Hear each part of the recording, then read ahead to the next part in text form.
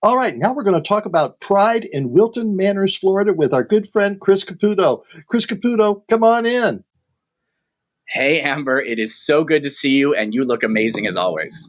Well, I have no choice. I just have no choice. So, Chris, please tell our viewers what do you do there in Wilton Manors, Florida? Sure. So I have the great honor and privilege of being a city commissioner. And so I serve the residents and businesses and visitors here in what I think is the gayest place on planet Earth. And one of my favorite parts of that job is really sort of being an ambassador for events like Pride or our Wicked Manners. That's our big Halloween event. Tell us more about Wilton Manors. How old is the community, and more about who lives there? Yeah, so the community, of course, it was a small, very different town if you go back 50 years ago. But about 15, 20 years ago, we started to have some gay bars. Georgie's Alibi popped up first, and then a whole slew of them after that. And we very quickly grew to be one of the most populous gay areas in the country, if not the world, based on the census and things like that. And how long have you lived there? I have been here in the city of Wilton Manors, or just outside the city of Wilton Manors, for the last 15 years. Wilton Manors, it's actually small. It's an island of all of 2 square miles or so, but we have lots of nearby area here in Fort Lauderdale and Oakland Park that we feel like is all sort of part of our greater Wilton Manors area.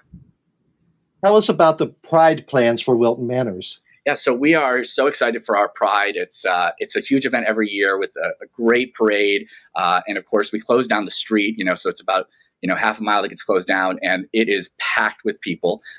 This year is going to be hopefully as amazing as ever. It's an important year for us down here. We want to have a big turnout, and I expect that we will.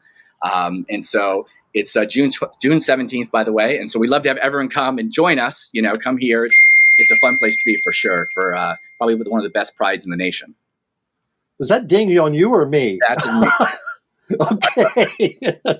Never mind. Okay. I've read about you in the Boston Globe and some other national news. What's that all about? So are you talking about the March in Heels, or are you talking about what's going on with DeSantis? Because there's been all kinds of news. Let's go with DeSantis. Awesome. So, this guy is in his own political ambition and in trying to follow a bit in almost a crazier version of Trump's footsteps. He is, doing things that are it's like the slate of hate, as we call it, where he's passing every law, that is anti-LGBTQ that you can imagine, from, his plan has been to expand the Don't Say Gay, and he was successful in that. He just passed some anti-trans bills. He has the sort of anti-drag queen law, if you will, that a lot of people have been talking about. And so it's been really difficult, certainly here in Florida, to have all that come down. But we've started to actually win some victories. Like we just got an injunction against his ban against gender-affirming care for youth. So we're already starting to see the courts unwind the disaster that he has brought to the state. I saw something the other day that, they passed the bill about the migrant workers and how they were going to crack down on those.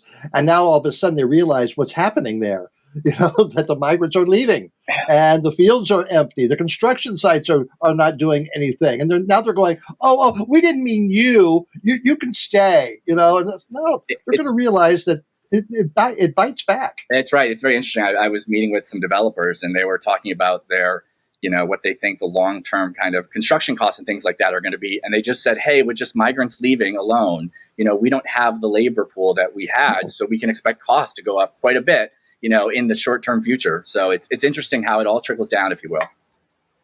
Okay, you talked about the influences of the drag laws, the anti-drag laws. Are they going to affect you in Wilton Manors for Pride? So, it certainly is going to have some effect on Pride. I know that a lot of the bars here in town, because as a liquor establishment, if you were to knowingly allow someone who is a child to see a drag performance that is deemed to be, lewd or sexual in nature, you could lose your liquor license. And since many of the bars, are the ones who run the stages, they've decided not to put drag queens outside on the streets as they usually do.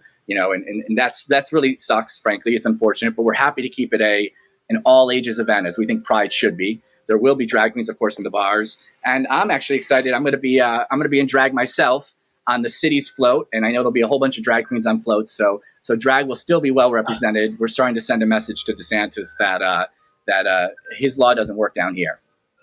Tell me about your drag character. Yeah, so I'm going as Lady Vote. I have to tell you that I'm not a huge fan of doing drag. I hate shaving my beard, so it's a traumatic experience. I don't know how lovely ladies, like you do this, Amber. It's so intense, but I'm very excited. It's going to be a political statement. I think it's important that politicians, that we stand up, right? And one of the things that he can do with this law is recall, a commissioner or an elected official for violating it. And so I'm outright hoping that he'll do that. So I have an opportunity to challenge his law in court and ultimately get it overturned.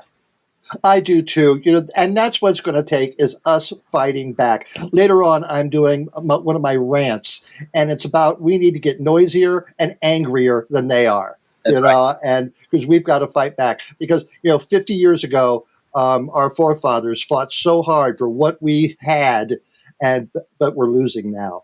So we've got to get loud and angry. You're 100% right, and it's so shocking for me to see just how quickly progress can be rolled back.